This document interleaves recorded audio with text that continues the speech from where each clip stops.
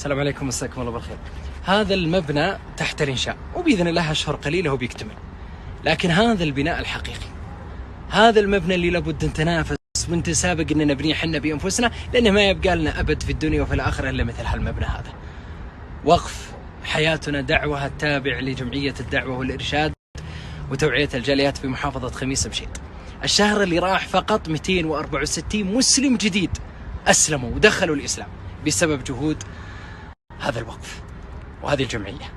كل مسلم أسلم وأنت لك نصيب في مثل هذا، ترى كل صلاة يصليها لك أجرها، وترى كل ما فعل من عمل خير ترى لك أجره.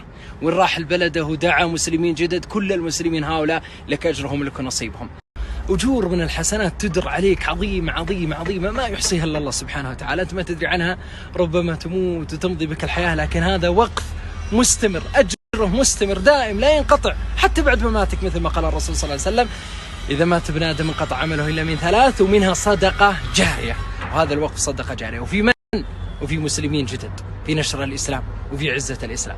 أمنيتنا دائما أنه يسلم على يدينا لو شخص واحد فقط. الآن بفضل الله سبحانه وتعالى سخر لنا مثل هالنعمة العظيمة، وحنا في بيوتنا وحنا في مكاننا نساهم بما تجود به ديننا.